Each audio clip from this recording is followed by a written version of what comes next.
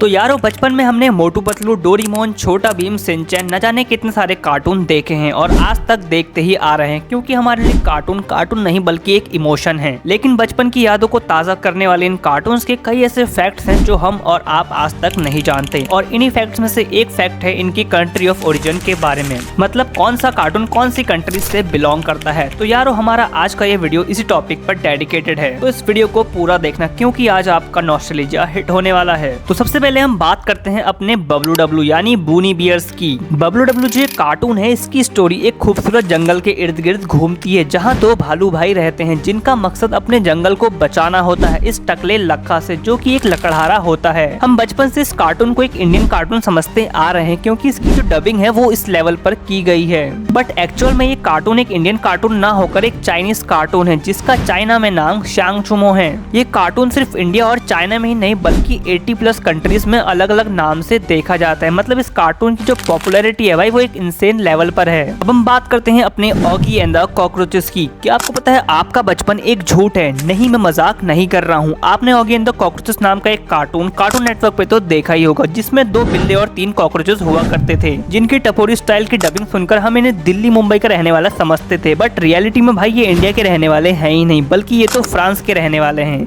मतलब ये एक फ्रेंच एनिमेटेड कार्टून सीरीज है जिसे फ्रांस में ऑगी एटलस कार्फ्डस के नाम से जाना जाता है, और पॉपुलैरिटी की बात करें तो इसने हमारे बूनी बियर्स को भी काफी ज्यादा पीछे छोड़ दिया है, क्योंकि ये 150 से ज्यादा कंट्रीज में देखा जाता है, वो भी अलग अलग डबिंग के साथ, और इसकी इंडियन स्टाइल की डबिंग अब तक की इसकी सबसे बेस्ट डबिंग मानी जाती है।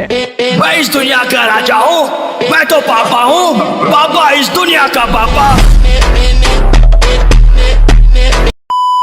नंबर 3 पर हम बात करते हैं हम सबके प्यारे नीले रंग के रोबोटिक कैट डोरेमोन की। डोरेमोन की स्टोरी एक ऐसे रोबोट की है जो 22वीं सेंचुरी से नोबिता की मदद करने आया होता है, बट क्या आपको पता है इसका जन्म कहाँ हुआ है? वेल, डोरेमोन का जन्म ईस्ट एशिया की एक कंट्री जापान में हुआ है। जापान में इस रोबोट को डोराएमोन कहा जाता है, और जापान में डोरेमोन इतना पॉपुलर है कि वहाँ की हर 5 में से 4 स्ट्रीट में आपको डोरेमोन के पोस्टर देखने को मिल जाएंगे। और इंडिया में इस कार्टून का फेमस होने का एक बड़ा रीजन है इसमें डोरेमोन की प्यारी सी वॉइस और ये थीम सॉन्ग, जो कि एक नॉस्टैल्जिया हिट देता है। वैसे अगर आपको डोरेमोन का पॉकेट एक्सेस करने को मिलता तो आप उसमें से कौन सा गैजेट लेते? भाई मैं तो एनीवेयर डोर लेता, और आप क्या लेते मुझे कमेंट में जरूर बताना। वीडियो में आगे बढ़ते हुए अब हम मिलते हैं उससे जो हमेशा रास्ता भूल जाती है, और वो है हमारी प्यारी डोरा। मैप और बैकपैक के साथ एडवेंचर पर निकलने वाली ये लड़की डोरा आखिर किस कंट्री की सिटीजन है? मतलब ये किस कंट्री से बिलोंग करती है यार? वेल, डोरा द एक्सप्लोरर की रिसर्च करने पर मुझे ये पता चला कि डोरा एक अमेरिकन कार्टून है जिसे निकलोडियन ने बनाया था,